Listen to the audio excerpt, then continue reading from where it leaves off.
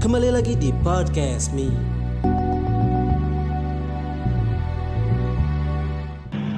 Anda sedang menyaksikan Podcast Me.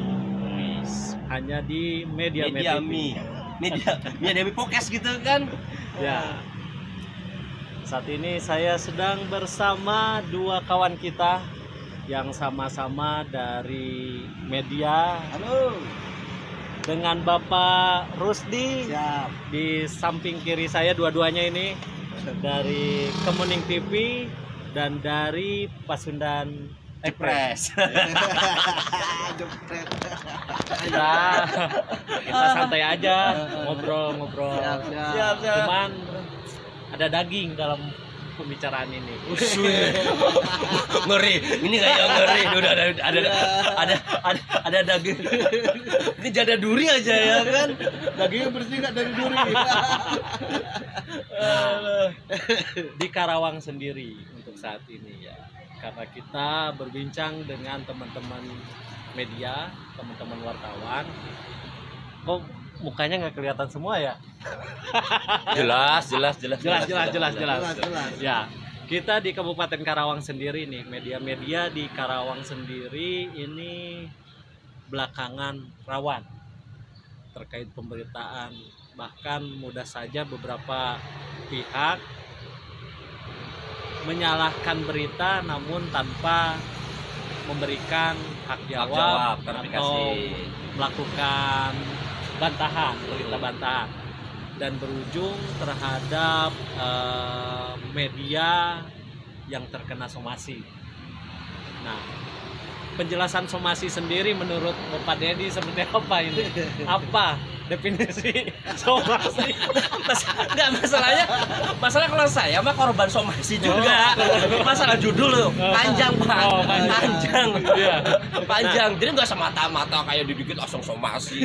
Dikit somasi panjang Pak. Gini lah, pengalaman dulu ketika Pasundan Express ya termasuk Dedi di somasi itu apa sih? Apa pengalaman yang bisa diceritakan kepada yang mungkin ada rekan-rekan kita yang masalah judul sebenarnya. Masalah judul ada keberatan salah satu instansi pelayanan publik Pak. Keberatan. Cuma kalau kita kan memang posisi memang di lokasi istilahnya gitu. Cuma kayak mereka itu keberatan. Ya kan. Panjang 3 bulan itu Dewan Pers itu panggilan pertama, panggilan kedua nggak datang kitanya, panggilan ketiga tetap kita harus datang. Hanya dimediasiin aja sih, ya kan, dimediasiin ya.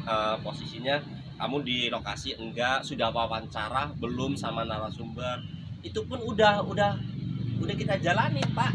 Sudah dijalanin semua itu prosesnya. Udah. Nah sebenarnya kan kalau dari Dewan Pers itu kan hanya mediasi aja antara pihak yang tidak terima sama media kita istilahnya gitu ya kan, hanya mereka di tengah-tengah. Sebenarnya kita kan memang jalanin profesi kita sebagai jurnalis, tapi kan untuk saat ini kan dikit somasi, dikit pengancaman. Lebih ke jam mana sebenarnya, somasi apa pengancaman?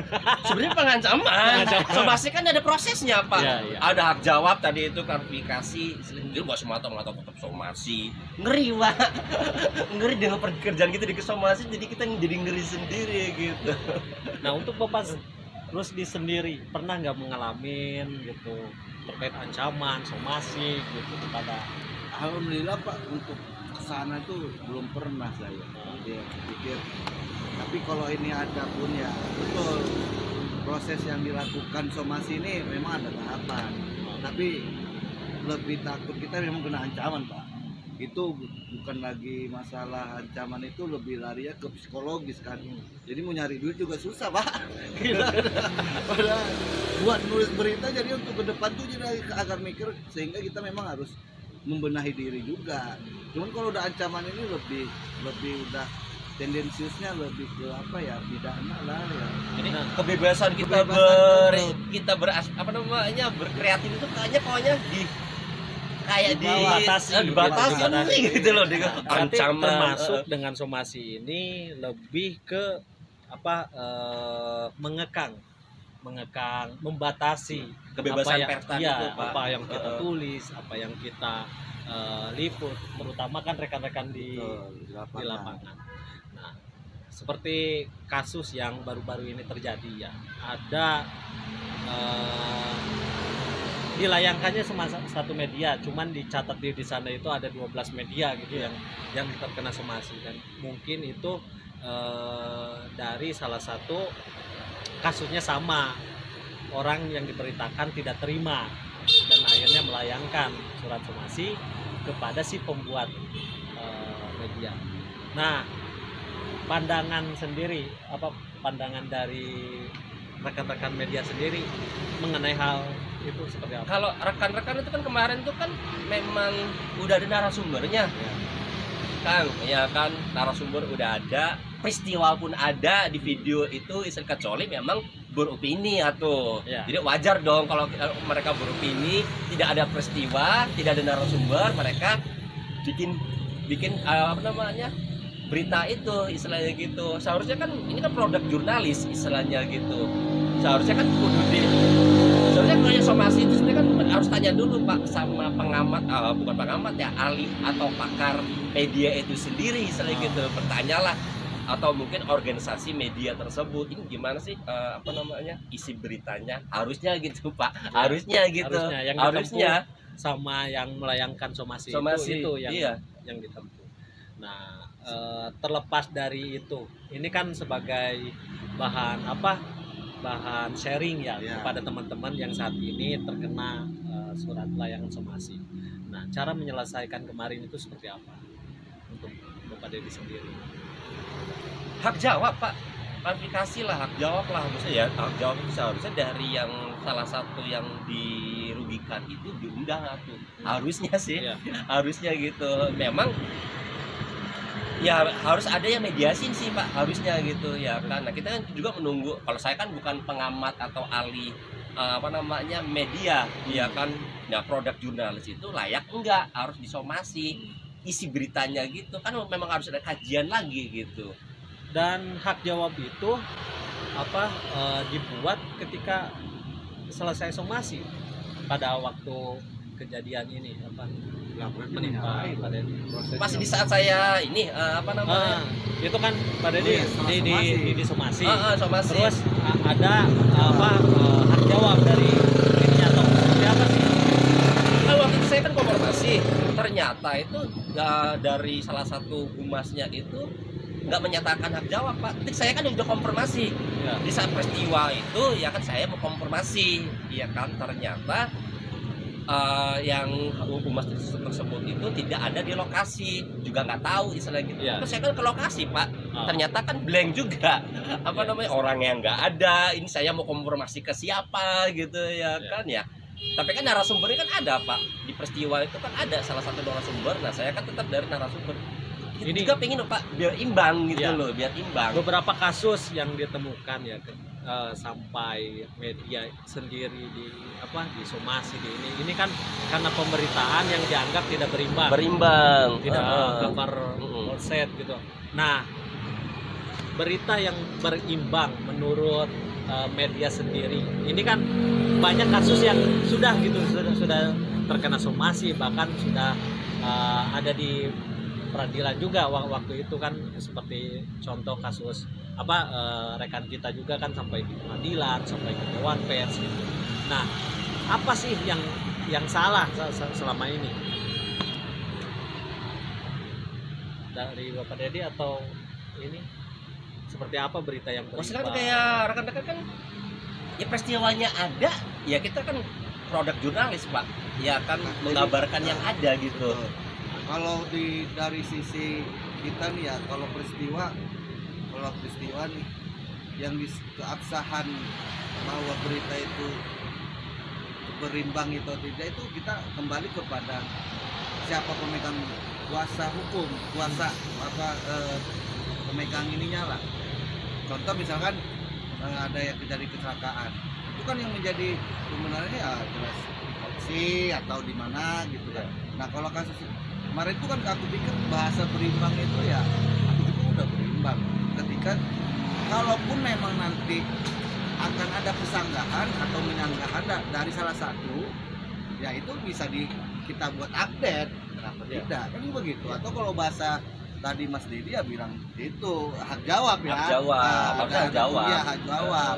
Nah itu ya bisa, karena gini, tantangan orang media di lapangan ini kan ketika mau menerbitkan suatu berita kan kita ngejar tayangan. Oh iya, ditarget juga kan Ditarget beberapa kan. Nah, jadi media juga. kan beda-beda nih, kadang-kadang ada yang sampai yang siang hari aja, dan itu kan harus running terus gitu kan.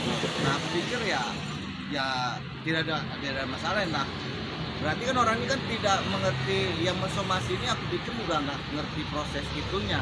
Jadi memang apakah konsultan hukumnya yang melakukan itu mengerti proses itu kan aku tidak tahu ya Iya, kan. iya, iya. Nah itu harus kita berimbang juga lah. Apalagi bijak zaman gitu kan. zaman sekarang kan media-media kayak media cyber online gitu kan Nah. dibutuhkan kecepatan, Iya, terus akurat.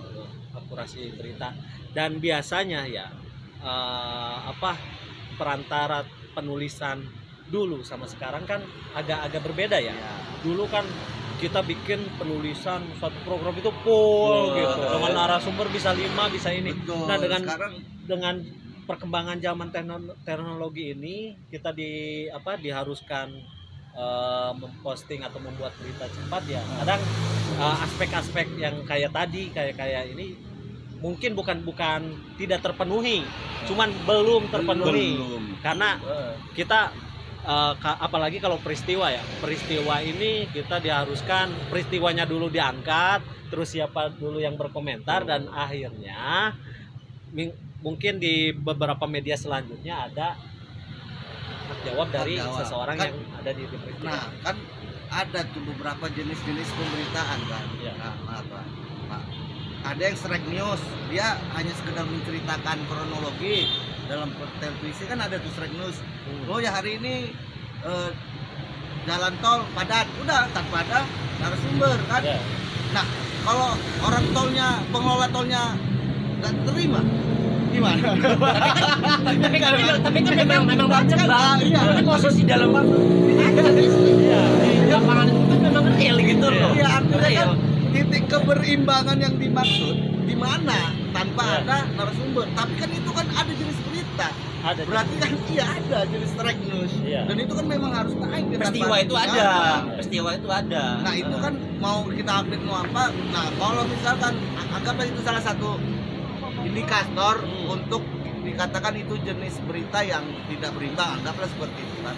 Nah ya berarti kan nanti kan kita akan konfirmasi ada update, ada lain sebagainya, hak jawab atau lain sebagainya, Runningan lah ya, runningan. Nah Jangan terburu-buru. langsung iya itu loh. Berarti kan seolah-olah kayak gini aja lah. Kalau tadi cerita sama Mas Dedi kan Ngeri ya. kalau cerita Mas Dedi disentuh langsung basah. Belum apa-apa ya. Disentuh langsung basah Pak. Langsung banjir. Baru setengah jalan ini udah di portal mal gitu lah. Iya, makanya. Nah, Itu sih sebenarnya hak mereka sih. Iya, tapi Bang. hak itu kita nggak bisa hak ngalangin prerogatif juga. lah. Tapi kalau bicara kita prosesnya ya harus ada tadi kan, banyak lah yang sehingga endingnya baik. Masa langsung begitu kan nanti ujung-ujungnya kan nggak asik juga gitu kan. apakah dengan adanya somasi-somasi seperti ini ya istilahnya apa intimidasi, pengekangan ini akan berpengaruh terhadap kinerja wartawan sendiri di lapangan? Pengaruhannya paling lebih bagus lah. Cuman kalau untuk sehingga ini lebih negatif, artinya orang itu langsung nggak mau membuat berita lagi atau diri yang nggak apa, itu pikir enggak lah. Ya. Itu malah menjadi tantangan. Kalau wartawan ini kan suka tantangan Pak. Iya suka tantangan, semakin ditantang hayu kan. Semakin gitu. disentuh basah. Jadi nggak apa-apa disomasi.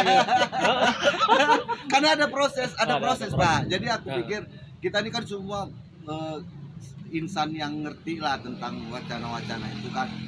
Ada proses ketika somasi, ada jalur yang harus dilakukan, kemudian ada yang harus terlibat juga di luar kita. Contoh wartawan kan yang sebenarnya untuk disomasi kan medianya. Media itu siapa sih? Ketua apanya yang akan dipertanggungjawabkan? Redaksi. Pimpinan redaksi. Pimpinan redaksi akan didaungi dalam beberapa indikator keabsahannya sebagai seorang redaktur. Iya, iya. Nah itu kan aku pikir kan harus panjang proses itu. Ketika disomasi wartawannya yang melakukan pemberitaan itu dan apa itu aku pikir nggak akan. Sedikit lah pengaruhnya. Paling ancaman-ancaman gitu. Ya kita kan juga kan banyak yang mendukung juga kan kemarin di beberapa forum ya. Iya, iya. Beberapa forum ayo kita kawal kan begitu. Nah aku pikir itu ya udah satu support lah bahwa kita juga saling menjaga lah. Gitu Pak. Apakah dengan istilah somasi ini menjadi presiden buruk terhadap demokrasi kita gitu? Demokrasi ya kan, ada yang bilang gitu media itu adalah pilar demokrasi, pilar keempat dalam menyampaikan informasi. Nah dengan adanya istilah tanda kutip somasi ini akhirnya menjadi momok menakutkan terhadap Aku insan nggak pers Jadi sendiri. khawatirnya di brandel lagi kita bang, kayak tahun 60-an ya, gitu. nah makanya kalau aku ini sebagai bentuk pengawasan saja lah, tidak sebagai bentuk suatu toh akhirnya nanti ujung-ujungnya kan pasti akan ada pemberitaan hak jawab. Ya. Tidak ada proses selebihnya. Kalau udah disomasi kan hanya hak jawab. Hak jawab. Jadi hak jawab Iya, ya. hak jawab. Solusinya hanya hak jawab. Nah, kenapa sih sebelum dia melakukan somasi, dia itu pasti menyayangkan energi lah yang melakukan somasi itu, menyayangkan energi lah, sayang energi untuk melakukan itu. Jadi aku pikir kenapa tidak mengkonfirmasi dulu sebelum mensomasi kan. Nah, aku dong dikasih kesempatan Kesempatan. untuk berbicara Ya. terkait pemberitaan ini, kenapa nggak dilakukan seperti itu kan lebih Kalau enak gitu ya. istilahnya ya ada yang bersalah tolong dong diberikan kesempatan untuk Kesempatan, meminta maaf. Salahnya di mana juga gitu, diluruskan gitu loh. Beberkan kesalahan kita Salahnya di di mana. mana, istilah itu kan dilurusin gitu loh Pak Iya. ya, kan atau pihak judul atau isi dilurusin, kan kita nggak tahu salahnya di mana. Media kan bukan majelis penghakiman Pak. Iya kan? Judulnya Iya. bener nih. Bukan majelis penghakiman, jadi aku pikir ya nggak begitulah. Tapi bisa jadi gini, istilah somasi ini adalah istilah untuk menakut-nakuti rekan-rekan. Controlling kok enaknya, kalau saya bijaknya controlling aja lah, sehingga kita saling juga. Tapi controlling kalau misalnya dalam bentuk somasi mah itu bukan controlling. Itu mah bikin jatuhnya ancaman. jatuhnya ancaman. Ancaman. Ayo, saya somasi karena saya tidak terima diberitakan, itu bukan controlling. Kalaupun memang nanti pada mengarah ke ancaman itu, aku lebih ke tantangan saja itu. Bahwa kita ya ayo, kalau emang kita diancam ya tantangan. Kalau jadi tantangan. lebih suka yang menantang. Iya. Jadi sama, walaupun secara pribadi belum Iya, merasakan belum gitu. merasakan, betul Pak. Nah ini Nggak tahu nih. Udah sering diancam Kalau berarti. Bapak- Udah biasa kalau udah. Pak Amir sering diancam ya. ya nggak tahu dengan ini tayang juga gitu. Ngeri sekali ya. Tapi yang jelas gini, ada juga kan yang mengatur. Dulu kan sempat kita ditakut-takuti dengan undang-undang IT. Ya, kembali Pak. Oh. Terus masuk lagi SKP kemarin yang Iya, tiga menteri, ya. Nah, apakah istilah-istilah tersebut sama dengan yang sekarang di somasi gitu, kayak ayo loh kalau misalnya beritanya tidak bagus ada UIT nih yang akan menjerat kalian para media gitu. Kan kita kan profesi Pak, ada kode etik. Iya. Beda sama produk apa namanya media sosial. Media sosial kan dikenalnya undang-undang IT. Tapi kan kalau udah produk jurnalis, ya itu urusannya pasti kan kode etik. Ya. Kode etik profesional kita sendiri gitu. Nah itu kadang mereka ya maaf oknum yang melakukan hal tersebut kan tidak tahu mana bentuk jurnalis, mana bentuk kayak tulisan biasa di sosial media. medsos. Iya, karena kan balik lagi dengan berkembangnya teknologi ini, media sendiri kan bisa memanfaatkan beberapa situs media sosial. Ya. Kayak sekarang kan Facebook, Instagram, Twitter itu kan bentuknya sosial media, walaupun dalam tanda petik kita itu sebagai media. Dan itu juga bisa riskan atau rawan terhadap kita insan media sendiri. Nah, untuk mensiasati hal tersebut, membedakan mana karya tulis jurnalistik dengan mana yang status biasa itu seperti apa? Yang mungkin Ya kalau untuk jurnalistik kan istilahnya kan 5 WHA 1 itu ya apa namanya misalnya dasarnya gitu loh. Nah nanti kan pengamat dari media atau pengamat jurnalis yang bisa apa namanya ini bener nggak sih udah produk jurnalis bener-bener walaupun itu memang udah masuk ke ranah pers ya kan perusahaan media gitu loh Pak. Nah saban tadi ya kalau emang sudah kan banyak orang nih sekarang di media sosial label dia di naungan mana dia lakukan itu, apakah Instagram pribadi atau lain sebagainya. Kalau emang masih berhubungan dalam dunia media perusahaan media ya berarti kan udah termasuk dia Ya. berarti ini produk jurnalis Iya itu Pak. Cara membedakan mana tulisan yang benar-benar berita dan mana yang nah ini mah kita berbagi sharing aja ya bagi rekan-rekan yang mungkin saat ini sedang menyelesaikan bukan kasus ya disebutnya apa ya peristiwa juga bukan ya pokoknya sedang proses di disomasi itu. Nah untuk pembelajaran bagi mereka seperti apa karena kan kalau misalnya yang disomasi itu ini apakah bentuk jurnalistik yang tadi dikatakan sudah memenuhi syarat 5W1H gitu di kejadiannya ada ininya ada tapi masih terkena somasi. Seperti apa ininya upaya-upaya yang harus dilakukan ya nanti kan Dewan Pers Pak yang masalah dia produk jurnalis artinya itu kan ya apa namanya kan persidangan nanti Dewan Pers itu.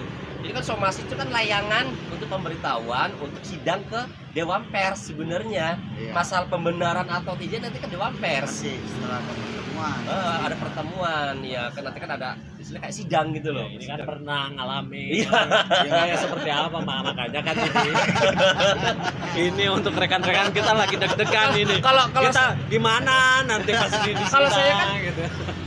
narasumber udah jelas, narasumber udah ada narasumber. Berarti yang pertama kan narasumber udah jelas. ada. nah Ya, Peristiwa itu kan ada. walaupun tadi dikatakan tidak berimbang gitu narasumbernya karena kan cuma satu narasumber Iya, walaupun dua narasumber tapi di pihak yang bersamaan kan itu bisa dibilang tidak nomor konsen atau tidak berimbang gitu.